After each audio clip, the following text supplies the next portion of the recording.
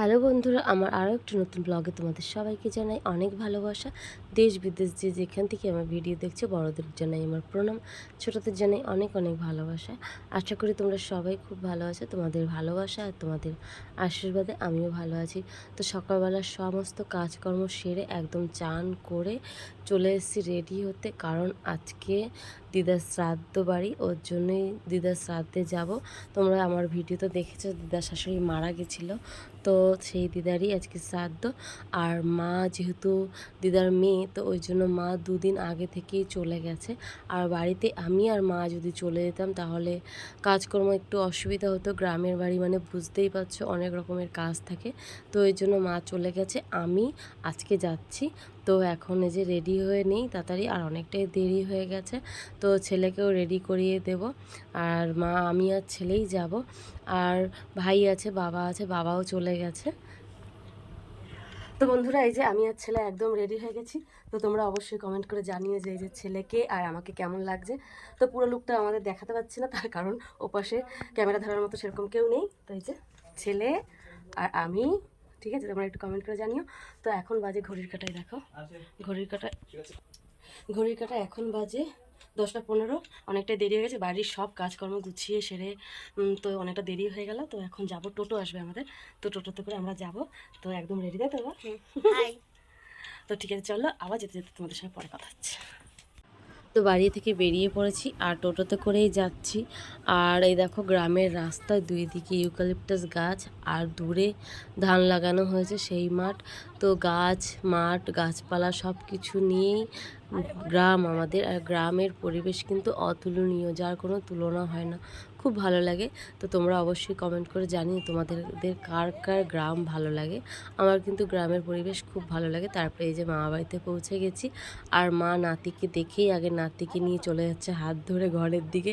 আমি যে পিছনে আছি আমার কথা আর মনে নেই। তো আমি আছি, আমার সঙ্গে আরও অনেকে এসছে।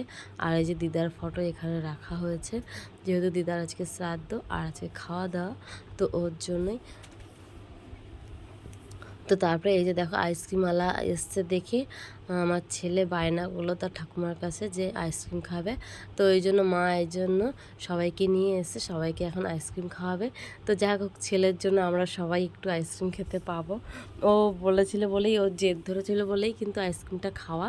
তো বেশ গরম পড়েছে, যেহেতু রোদের একদম এসি অনেকটাই রোদের মধ্যে, তো গরম লেগে গেছে। তো আমি এই যে একটা কর্নেটো নিয়ে নিয়েছি, আর সবাই মিলে এখন আইসক্রিম খাবো।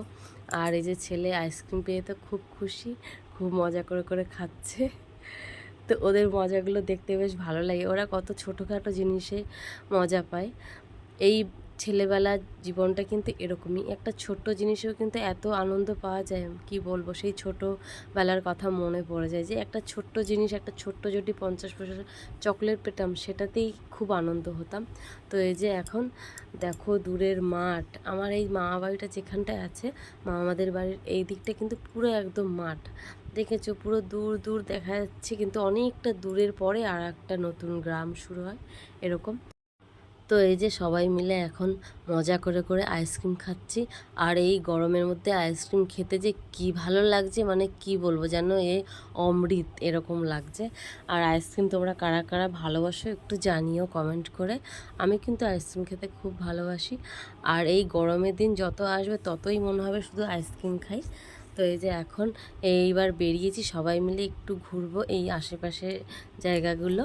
তো বন্ধুরা, এই যে মামাদের ওই একটা ওখানে নতুন বাড়ি করে ওই দিকটায় চলে গেছে, আর এইখানটায় হচ্ছে পুরনো বাড়ি। তো এইখানে এই যে আমরা সবাই মিলে ঘুরতে এসেছিলাম, মা ওরা সবাই এসেছিলো, কিছুজন আগে চলে গেছে।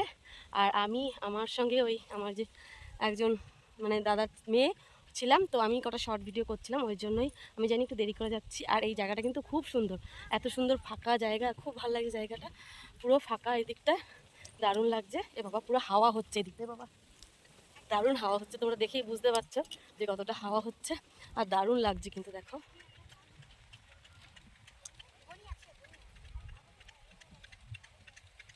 চোখ চাইতে পারছি না এত। তো মামাদের পুরনো বাড়িটা ঘুরে এসে তারপরে যে খেতে বসে পড়েছি। আর অনেকটাই বেলা হয়ে গেছে, খাওয়া দাওয়া পেয়ে গেছে। আমরা দ্বিতীয় সকালবেলা কাজকর্ম, আর সকালবেলা থেকে কাজকর্ম ছিলাম, রেডি হতেই কিছু মানে আর খাওয়া দাওয়া সেরকম ভাবে পেয়ে গেছে, করার জন্য আর বেশি দেরি করলাম না, বসেই পড়লাম খেতে। তো ঠিক আছে, এখন খেয়ে নিই, আবার পরে কথা হচ্ছে, তোমরা সঙ্গে থাকো।